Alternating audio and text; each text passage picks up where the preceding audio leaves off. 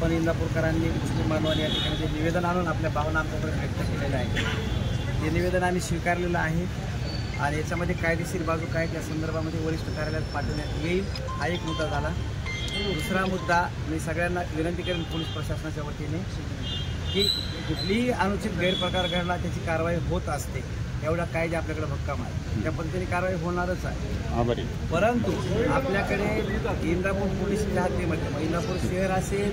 किंवा परिसर असेल सगळ्या लोकांनी आपण जागरूक नागरिक आहात, आपण गुन्हेगारांनी एकत्र राहतो,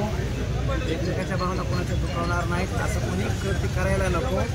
असे कृत्य जर कोणी केलं आमच्या निदर्शनास आलं तर आम्ही यापूर्वी पण आणि यापुढे पण आणि आत्ता पण कंटिन्यू आम्ही त्याची दक्षता घेत असतो। फक्त सर्व मुस्लिम बांधवांना आम्ही सांगू इच्छितो की काही गोष्टी तुमच्या निदर्शनास आल्या आमच्या एक 4 लोकांनी आम्हाला लक्षात आणून दिलं एवढा तुमचा अमूल्य वेळ लावण्याची गरज नाही। एक 4 लोकांनी जर अशा निधी जाणून दिल्या तरी निपक्षपाती आणि पारदर्शकपणे कारवाई यापूर्वी पण केलेल्या आहेत, यापुढे आणि आपण आपला व्यवहार आपला जो काही व्यवसाय आहे